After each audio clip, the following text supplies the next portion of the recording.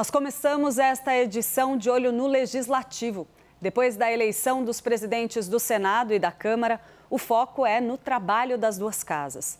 Por isso, nós vamos direto lá para Brasília com a Gabriela Prado, que traz para a gente aí os detalhes que encabeçam essa lista de prioridades, né? Gabriela, muito bem-vinda. Tem sim uma expectativa muito grande sobre o que vai ser feito por essas duas figuras, Hugo Motta e Davi Alcolumbre, na largada dos trabalhos legislativos aí. Muito boa noite para você. Oi, Clarissa, boa noite a você e a todos que nos acompanham. Pois é, né? Ao longo dos meses a gente vai ver como vai ser essa relação Congresso e governo federal, principalmente, mas ainda já tem sinalizações de como vai ser esse começo de gestão de ambos presidentes eleitos do Senado Federal e da Câmara dos Deputados, Davi Alcolumbre e Hugo Motta. Davi Alcolumbre, por exemplo, colocou foco no discurso dele, depois de eleito com 73 votos de 81 senadores, no retorno daquelas comissões mistas para analisar medidas provisórias. O governo, quando edita uma medida provisória, na Constituição está que essa comissão mista tem que ser instaurada com 12 senadores, 12 deputados para análise da matéria. Com a pandemia, isso mudou por causa dos trabalhos virtuais e as MPs começaram a ir primeiro para o plenário da Câmara para depois passar pelo Senado. Quando a pandemia arrefeceu, terminou, os trabalhos presenciais voltaram, Arthur Lira ganhou esse cabo de guerra com Pacheco e eles não chegaram em acordo, porque a Câmara dos Deputados não quer perder esse protagonismo de ver as medidas provisórias editadas pelo Executivo Federal passarem primeiro ali pela Câmara, pelo plenário dessa Casa Legislativa. Então, Davi Alcolumbre disse que quer cumprir o que está na Constituição, ou seja, o retorno das comissões mistas. E aí ele vai ter que conversar com o Hugo Motta e eles chegarem a um denominador comum para ver se vão achar uma outra alternativa, e aí teria que mudar a Constituição, ou se vão manter o que já está escrito na letra da lei.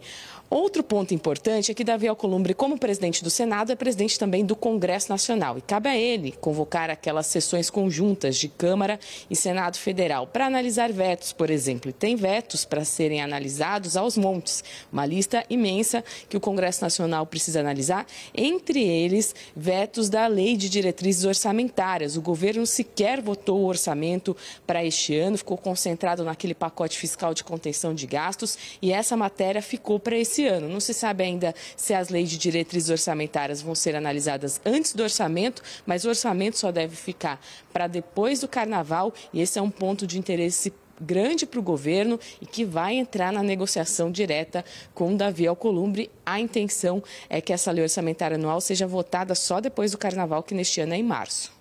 Agora, Gabriela, nos últimos 2 anos, muito do desafio do governo do presidente Lula no Congresso Nacional veio na relação com a Câmara dos Deputados. O que você ouve aí a respeito das pretensões de Hugo Motta assumindo aí o comando da casa? Quais vão ser as prioridades dele aí nessa largada?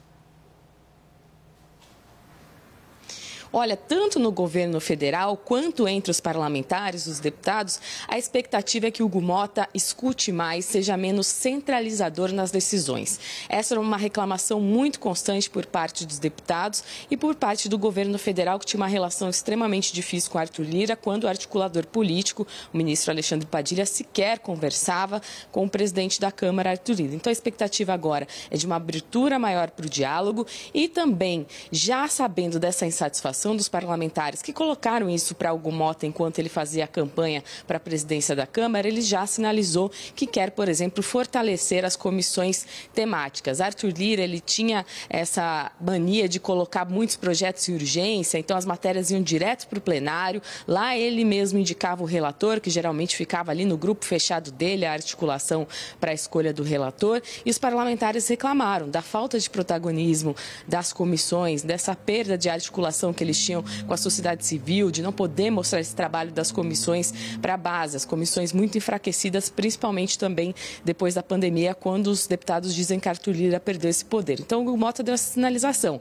que vai deixar claro o poder do relator, fortalecer as comissões e deixar claros os critérios para a escolha de relatores nos projetos que tramitam na Câmara dos Deputados. E ainda prometeu previsibilidade na pauta. Arthur Lira, às vezes, divulgava a pauta faltando minutos para a sessão começar. O Hugo Mota quer fazer diferente, pelo menos no discurso, disse que vai promover com antecedência a disponibilidade da pauta para que os parlamentares possam participar mais das discussões em plenário. Muito obrigada pelas informações, Gabriela Prado falando com a gente ali direto da capital federal. Boa noite para você, Gabi, daqui a pouco a gente conversa mais.